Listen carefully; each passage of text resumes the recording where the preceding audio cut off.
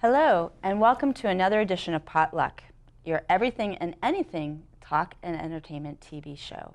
My name is Laura Hartman, and I'm your host.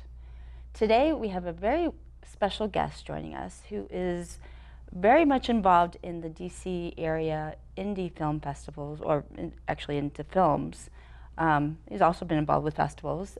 He also has been on national TV and has been involved in major movies that you've seen in the movie theaters. Please welcome Kim Hoang. Welcome to the show, Kim. Thank you, Laura. Thank you for having me here. So, besides the acting that your acting career, you also are a stuntman, and you have a heavy background in martial arts. Yes, ma'am. So, is that how you got involved with acting, or how did you get involved? Well, I got involved in acting when I was really young because growing up from Annapolis, Maryland, where I'm from, where I went to school, they always had a really good program for young kids in the elementary school systems. And it was kind of like you had to go ahead and join into the program in order to kind of get extra credit and kind of get like a passing grade.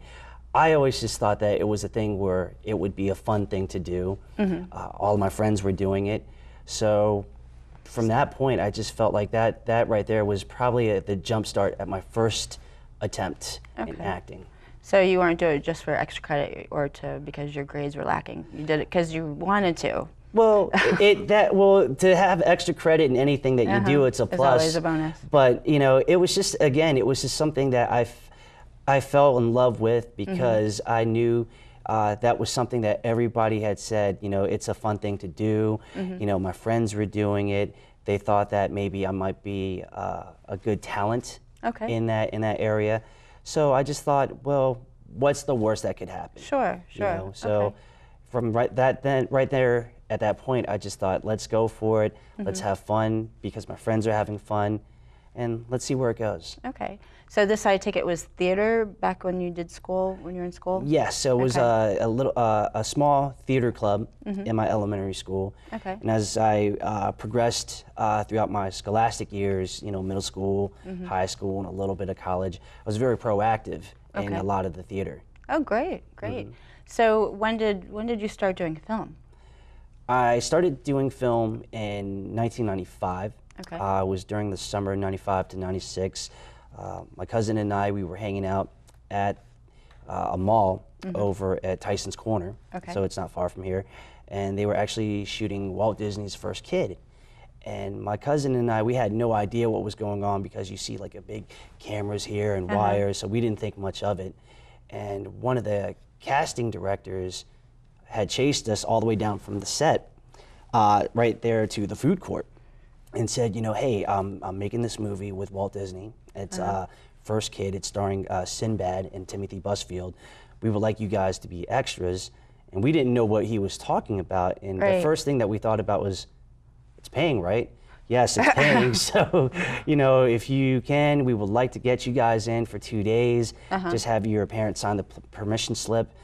And then the rest was history. For 2 days, we were in awe, being extras, and we didn't even know what it was all about, but we just thought this is great. This is just something for us to do, and to make money, a good amount of money for a young teenager at that age. Sure. It was unheard of.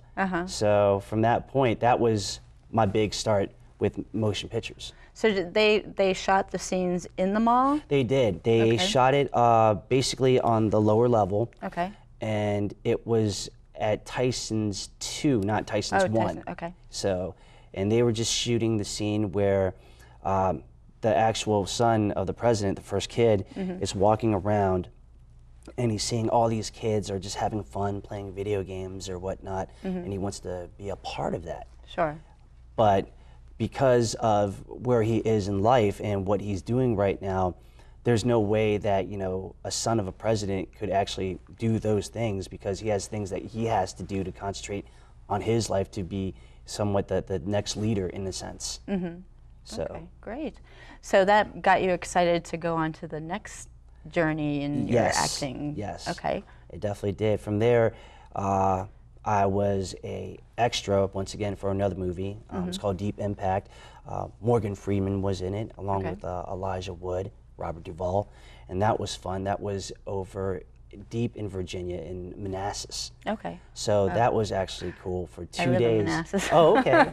That's deep in Virginia. Yeah, that was deep in Virginia for me. You know, was coming out of high school, so that I'd never been that far. Sure. So driving over there, filming for 2 days, and it's the scene where the comet is actually coming, like it's near the end. So you see all these cars like trying to get out of the way and trying to save themselves because they don't want to be the victim. And then, you know, you just see me driving like my Acura Legend, and I'm just trying to, like, you know, beep at people and just say, you know, get out of the way because, you know, I don't want to die. I want to live. You know, I need to escape. You know, I have a future. Sure. And then after that, another movie was filmed. It was called The Replacements. That was filmed in Baltimore, Maryland, right at the Baltimore Ravens Stadium. Oh, cool. Yeah, and that's with Keanu Reeves and Gene Hackman. The movie where the Washington Sentinels, the local football team, the whole team basically decides not to be a team anymore because they feel underpaid and underappreciated. So they go on a strike. So the Washington Sentinels actually decides to finish out the season using regular average Joes, replacement players, people that, you know, either did have a chance to play professional football but never got to, or they had some good sense of history in football in that area. Okay, great. So when did you start getting involved with indie film? You know, indie films, for those that don't know, is independent films, and they're films on a smaller scale, but sometimes they can become big films. So how did you, how did you get involved, and how would you give advice to somebody who's interested in becoming, getting into films? I think to actually be into independent films, you definitely have to be proactive, and you definitely have to do your research. Once you do your research, basically it boils down to who contacts you in order to be an extra in their project. And you have to decide at that point whether or not that is something that you want to do. Because if there's one thing that I've learned, you never want to jump into a project that you don't feel comfortable in. That's just, you know, a safety thing, not only for you, but for the other people that are involved. I got my start into independence back in 2008, 2009 for the movie Roulette. That was directed by Eric Christopher Myers.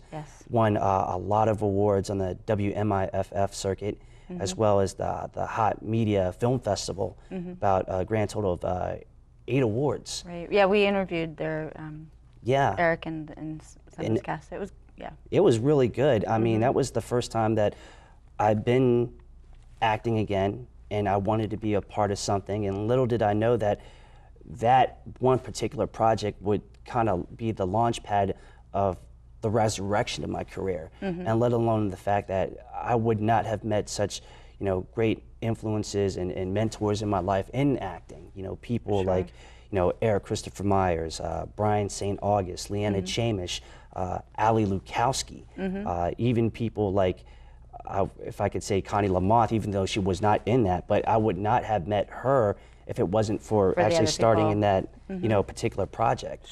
So in that sense, I really feel blessed to have been a part of that project. Okay, great.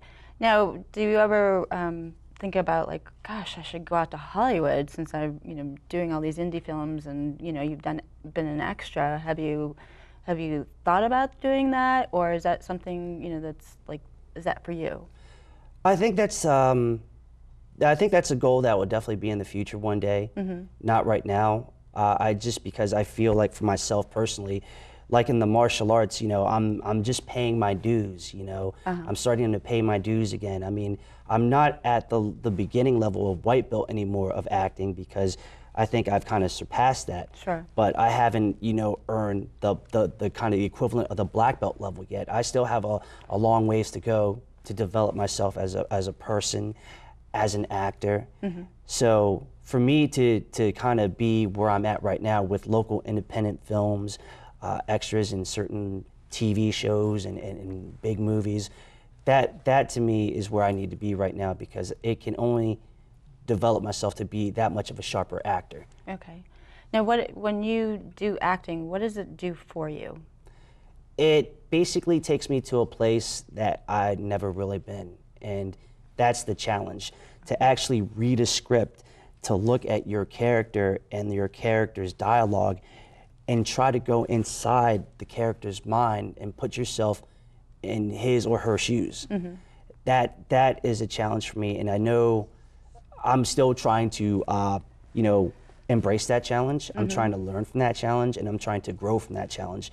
But it's something that's fun for everybody, to get that script, to learn about your character and to try to make the character your own. That's the fun part of it, because that way you're not doing it the way that they want you to. You're doing it the way that you want to because it's yours. Right. You have to make it your own. Sure. Now, if you, what would be your ideal role? Like if Hollywood came out and said, gosh, you have the look for a movie that we're doing, and you have an option to do role A, role B, or role C, what would it be? Something you really, really want to do, most challenging that would just totally, that you could do? Well, I'm going to give that in two answers, actually. Well, first and foremost, because, I'm a martial artist, I would love to immerse myself in a role that's, very athletic, and something that incorporates the martial arts, just because of the fact that it's something that I was trained to do at a young age. And Grandmaster Johnson, thank you for that. Annapolis Martial Arts Center, you're amazing. So for me to use my martial arts skill, it's only to validate, what I've been taught from a young man to an adult now. So it's in the sense to honor, my teacher, Grandmaster Amos Johnson Jr., who's always been an instrumental support, and I love him like a father. The second one would actually be, I would like to be like the hopeless romantic guy that would never get the date with the hot girl, but somehow in the end, because of his nice personality, his giving personality, and just for him just to be a real nice guy, to get the girl. Because I think every guy probably had that growing up in life in their adolescence, and that could just go to show that anything and everything can happen in life if you just want it bad enough. Okay. So that would be the dream roles, in a sense. Okay, great. Sort of like a James Bondish sort of, but martial artist. And then with the more of the urban dynamic of today, for the young guys that are just very alternative and not just the average norm. Sure. Okay. So tell us about the martial arts, and how did you bring martial arts into films that you do? Well, I started martial arts when I was young, about maybe 6 or 7, and it was just because at the time when I was growing up, I used to get beat up a lot. Oh. And that was just one thing that my best friend, and I didn't know at the time, who was also a martial artist, my friend Amos Johnson III, could not handle that anymore. So one time I got beat up really bad. I had a bloody nose. He came in and he saved me.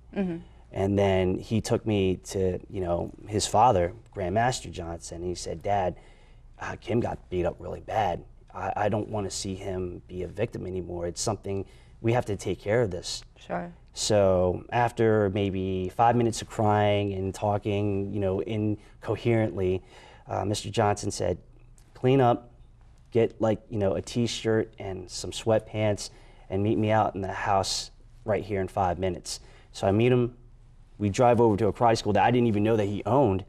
That's where I kind of got my start. Oh, wow. And, being a martial artist in general, I think it's kind of cool that I tell people a lot that I do martial arts, because it's not just something to do, it's a way of life. Sure. So when you have that skill, it becomes very marketable in the local movie industry.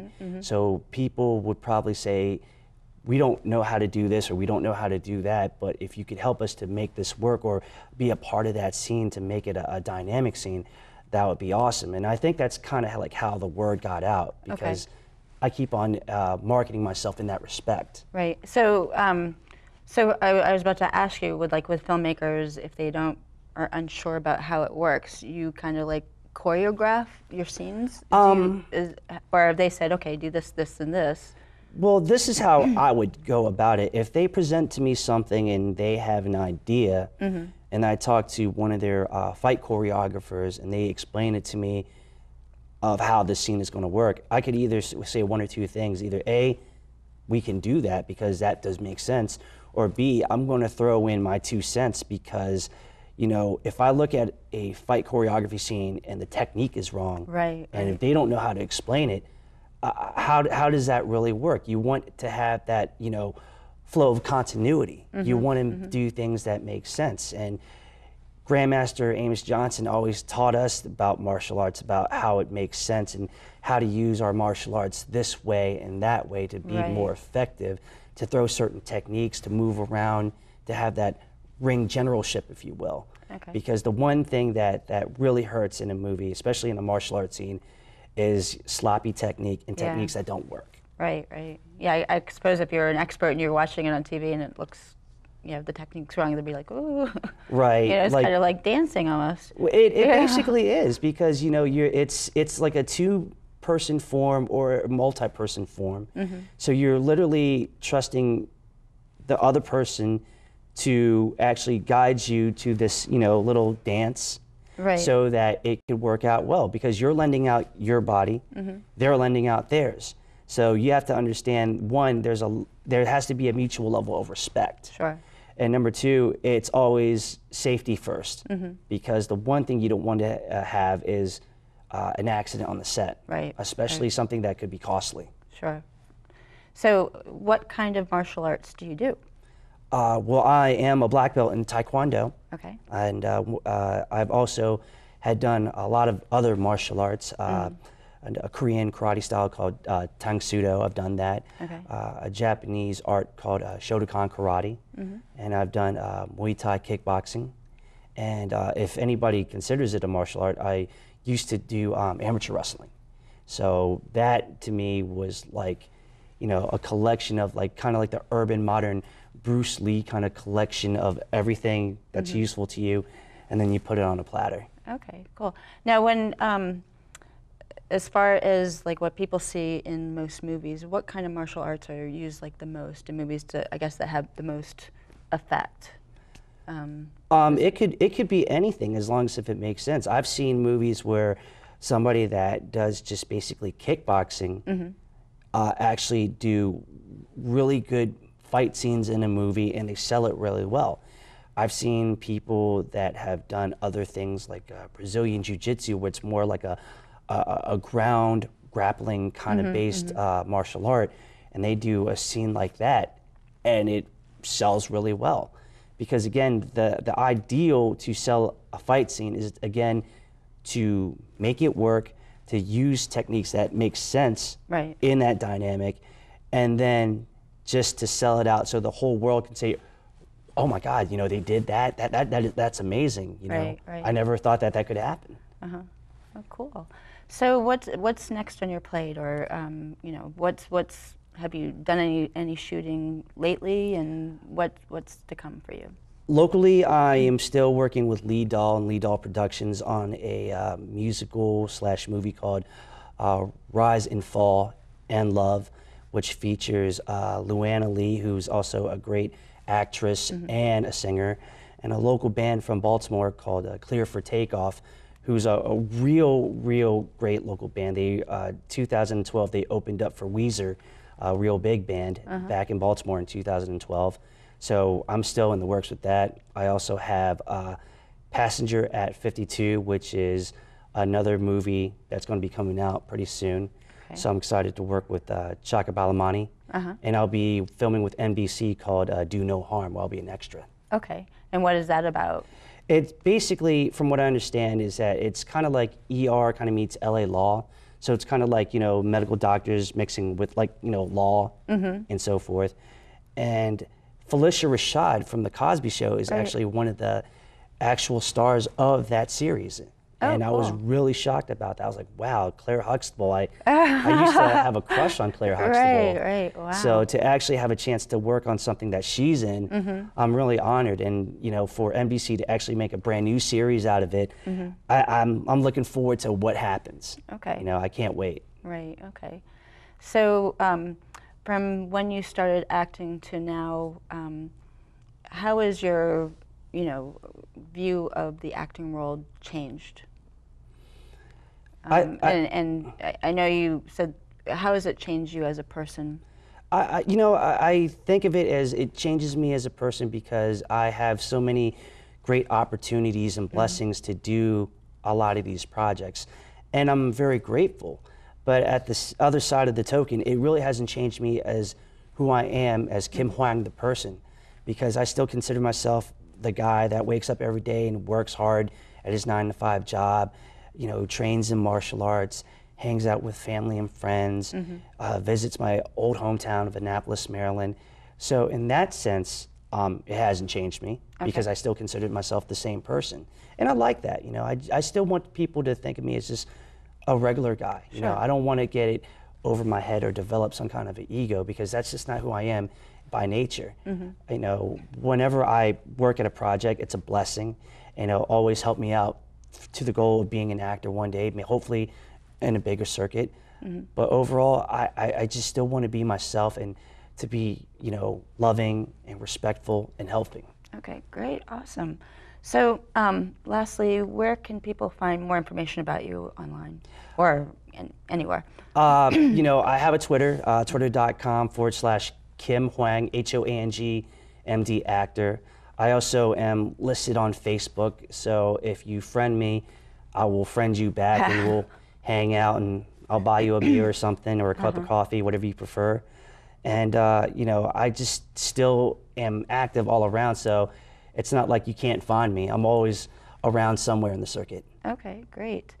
And well, in just a couple of minutes, we're going to be watching your trailer. Oh, wow. I guess it's with your fight scene. Can you give a little description about that? Yeah, that's from The Fixer. That was actually a lead doll project. That was my first project that I actually had a lead role in as a lead villain. And this scene is a very special scene to me because I'm sharing that moment with one of my best friends and my real life martial arts instructors, Brian Johnson, who's Grandmaster Johnson's son.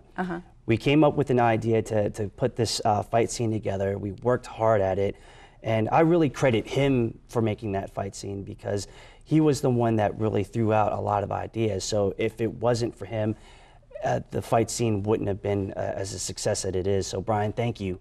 I really appreciate that, sir. And I just hope that everybody will enjoy all the hard work and effort. Okay, well, very good. Well, thank you so much for joining us. Thank you. And thank you, everybody, for watching. And if you miss us on TV, you can catch us at www.potluck-online.org. And make it a great day. And enjoy the trailer. We're watching Kim Hoang. Thank you so much.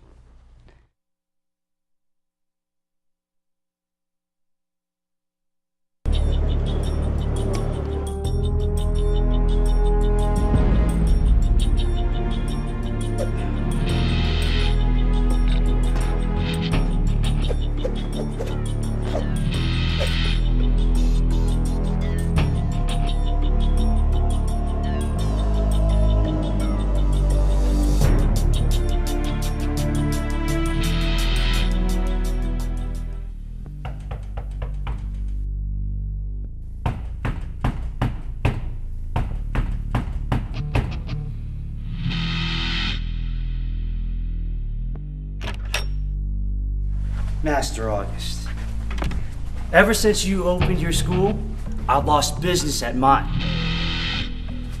I cannot allow this. Therefore, I challenge you to a fight. The loser shall close down their school, and you shall be the loser. Master Zhu, I don't understand. There's certainly enough business to go around for everyone. Please, let us not fight. We will not fight.